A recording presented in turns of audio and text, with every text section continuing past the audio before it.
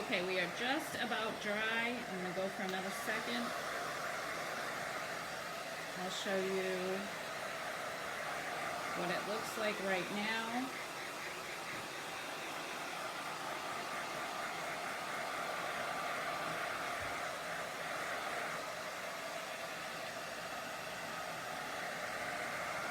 Okay. So this is what we have right now. I just went lightly with the, what is it, warm buff over the black. There is still some black showing through, which I like personally. If you don't, of course you can just do one color. You can just do the black or the buff. Okay, so now we're gonna take our stencil and place it, and since it's the exact size of the wood, I can just line it up. I'm going to use a piece of masking tape to secure it.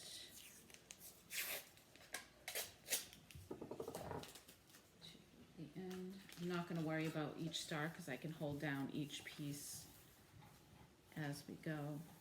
So I'm just going to masking tape the very ends.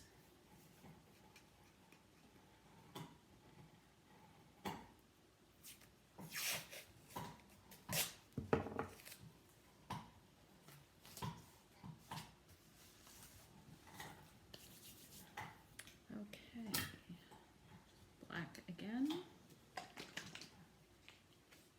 Now when you stencil, if you've never stenciled before, hardly any paint and you won't get a bleed. So we're just going to put some on there, and I'm going to get almost all of it off just by wiping it on the plate. Just want a tiny bit left. And when you do this, very, very lightly, don't push. It may take 2 or 3 coats to get the desired color that you want, but I'm not applying hardly any pressure, and then you won't get a bleed underneath the stencil. And since we are using only paper, we just want to make sure we go very light and not back and forth, straight up and down, hardly any paint, and just keep going till you get the color that you would like. And because this one, I wouldn't lift up the whole thing, but you can certainly lift up a piece and look at it to see if it's dark enough to where you like it. And I'm just holding down the stencil as I go around so that I don't have any of the corner pieces lifting. And very lightly just go around the star. Okay, I think this one is almost done, and I will lift it so you can see. I am going to leave a little bit of that beige in the middle, but I do see where I got a big black speck. And just around in the circle. Okay, so we're going to do that 4 more times. Again, very minimal amount of paint and very light pouncing motion up and down, just all around the star. And where your taped areas are, if you do have that in the middle of a star from when we tape the paper together, make sure that there's a solid piece of tape there so you don't have a straight up and down line as you're stenciling. I'm hoping I did that. I think I did. We should be okay. If not, I'll show you what not to do when we take this stencil off. Be a learning experience. And we are almost done with this one. And it's okay if they come out different colors. You know, nothing is perfect. Sometimes not matching is the best way to go. You can tell it's homemade. Okay, again, lightly pounce.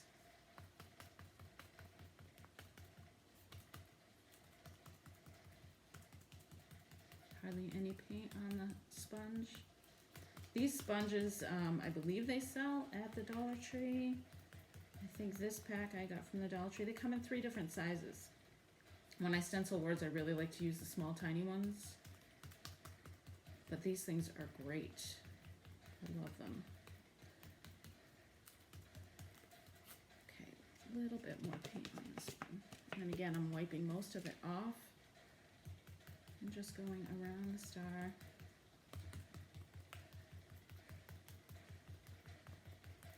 I'm leaving the middles kind of lighter. I just like that look. You don't have to do that. You can stencil it all the same color throughout the whole star. I just find if I do the edges first and then work towards the middle stays a little bit lighter. This star, I missed a piece when I was cutting. So we will fix that right now. Okay, that's better.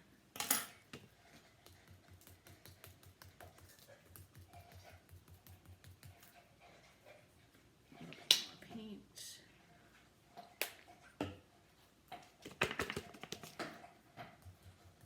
And this is a really easy, again, I love to do easy crafts that come out really nice.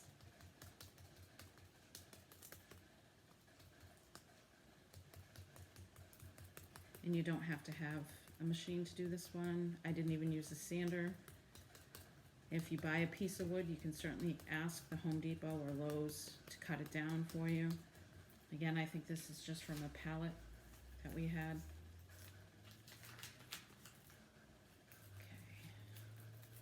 This one is laying funny, so we're just gonna be careful and hold the stencil down really good so we don't have any odd things happen.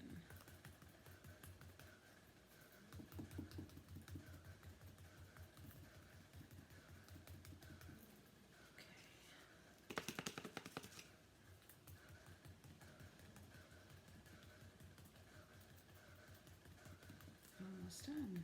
You should see what it came out like. Dry it up and decide whether or not I'm going to sand some of this black off. Sometimes I like to do that, distress the top a little bit. But with this wood, ooh, I'm not really sure it's going to be necessary. I think we're good. Okay, big reveal. Let's see. Oh, I like it. And I will show you what you can make from a piece of scrap wood and some paper. See how cute that is? Very cute. So then all you need to do, of course, first let it dry.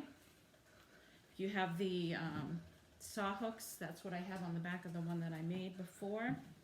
And what you're gonna do is take your nails that you got from a craft store. If you don't have access to these nails, you can certainly use big nails or even a screw if you need to, and then just bang them in. My husband actually bangs these in for me because they're not easy to get in. So there you have it, guys. Really cute peg shelf. Cheap, especially if you can get a hold of a piece of scrap wood from somebody that has a palette or you have a palette. Some paper to make your stencil.